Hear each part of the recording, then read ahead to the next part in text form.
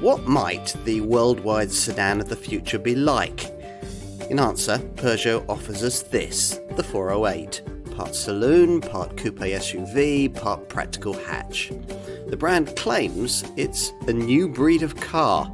It'll certainly need a new breed of customer. On the road, you might find this 408 quite a curious confection. The Fastback visual demeanour's sporty, the soft-orientated ride quality isn't. The grippy little cockpit steering wheel feels ready for wrist-flick B-road brawling, but the mandatory and rather hesitant 8-speed auto gearbox doesn't.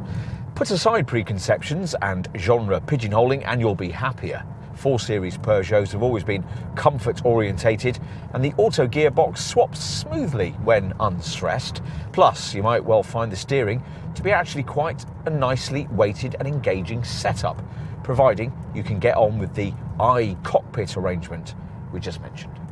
The most conventional part of the 408 lies with what you'll find beneath the bonnet, all of it a duplication of what's on offer in the 308 hatch. You might still marvel at the technology in the hybrid versions, which mate an 81 kilowatt electric motor with a 1.6 litre PureTech petrol engine that primarily contributes to total outputs of either 180 or 225 horsepower. The 12.4 kilowatt hour battery that powers the motor should deliver about 40 miles of EV range before the engine cuts in and charges via a 3.7 kilowatt onboard charger in 3 hours and 25 minutes. If you want more EV drive range, then you'll need the E408 model that was still some way off launch at the time of this test, an EV that makes a 54 kilowatt hour battery with a 156 horsepower electric motor. Humbler 408 variants get the brand's usual 3-cylinder, 1.2 litre PureTech 130 petrol unit. That's what we're trying here. And bear in mind though that Peugeot's planned replacement power plant for this engine, which will use mild hybrid tech, will be introduced fairly early in the production cycle, so you might want to wait for that. This conventional 1.2 litre PureTech 130 power plant manages up to 48.1 mpg on the combined cycle and up to 133 grams per kilometre of CO2. All the engines on offer only drive through the front wheels, and from launch all had to be paired with 8-speed auto transmission. Enough on the outside. Will things be equally avant-garde in the cabin? Well, yes, you'll probably think so. Everything's very in your face and angular, and virtually everything you touch feels tactile and of high quality too, though you only get the full intended effect with this top GT level of green stitched trim with its smart Alcantara and faux leather upholstery. The first thing you're going to have to decide is whether you can get on with the distinctive cockpit dash design with its tiny steering wheel above which, rather than through which, you're supposed to view the instruments.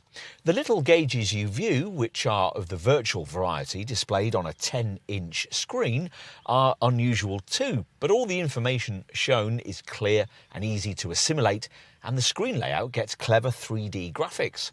The central monitor is also 10 inches in size, but is deeper and more informative, underscored by virtual buttons, and below that by a row of what Peugeot calls toggle switches, which will usually operate the climate features, but can be reprogrammed for other functions if you wish.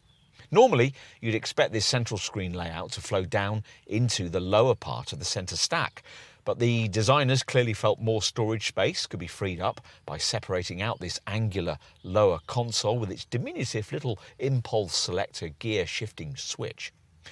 Lumbar adjustment comes as standard for the beautifully upholstered seats, with the exception of restricted rear 3/4 vision. The ergonomics are fine, and build quality from the French Mulhouse factory is difficult to fault. Right, time to take a look in the rear.